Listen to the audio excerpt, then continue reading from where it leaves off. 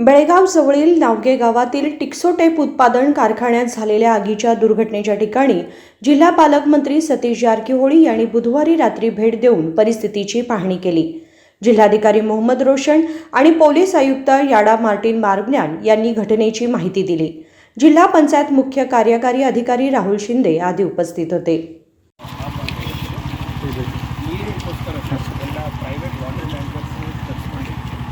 ಹಾಗೂ ಹೋಮ್ ಉಪಯೋಗ ಮಾಡಬೇಕಂತ ಫೈರ್ ಡಿಪಾರ್ಟ್ಮೆಂಟ್ ಅವರು ವಿತ್ ವಾಟರ್ ಮಿಕ್ಸ್ ಮಾಡಿ ಇದೆಲ್ಲ ಇದರಲ್ಲಿ ಏನಿದೆ ಇದೊಂದು ಸ್ಟೇಟ್ ಮ್ಯಾನುಫ್ಯಾಕ್ಚರಿಂಗ್ ಯೂನಿಟ್ ಇನ್ನೂ ಹೊರಗಡೆ ಟೆನ್ಷನ್ ಇದೆ। ಸ್ಟೇಟ್ ಮ್ಯಾನುಫ್ಯಾಕ್ಚರಿಂಗ್ ಯೂನಿಟ್ ಇದರಲ್ಲಿ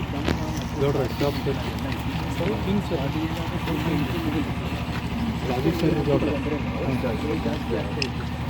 ಮತ್ತು ನಮ್ಮ ಫೈರ್ ಡಿಪಾರ್ಟ್ಮೆಂಟ್ ಎಕ್ಸ್ಪರ್ಟ್ಸ್ ಬಂದು ಅವ್ರು ಹೇಳಿದ್ರು ವಾಟರ್ ಜೋಡಿ ಟಾರ್ಚ್ ಬಿಟ್ರೆ ಒಂದು ಮಾಡಬೇಕು। ಸೊ ಇವರ ಹತ್ರ ಹೋಗಿತ್ತು, ಹರಿಯಾಣ ಫೋರ್ಸಸ್ ಬಂದಿದೆ।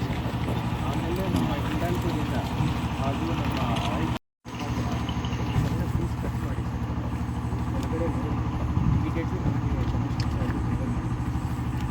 ನಾವು forensic head of the department ನಾವು ಇದಕ್ಕೆ ಕಳಿಸ್ಬೇಕು ಮತ್ತು ಕಂಪ್ಲೀಟ್ ಓಪನ್ ಮಾಡಿ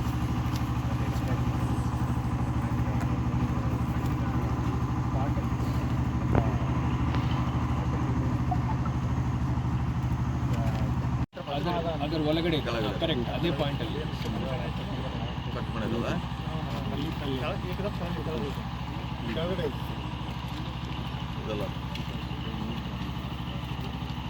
ಅಲ್ಲಿ ತಮಗೆ ಇಡೀ ಹೈಟ್ ಕಾಣ್ತಿದೆ ಆ ಪಾಯಿಂಟ್। ನಾವೇನು ಇದು ತೋರಿಸ್ತಾ ಇದ್ದೀರಲ್ವಾ, ಶೀಟ್ ರೂಫ್ ಹಿಂಗೆ ಮೆಲ್ಟ್ ಆಗಿ ಒಳಗಡೆಗೆ ಬೆಂಡ್ ಆಗಿದೆ।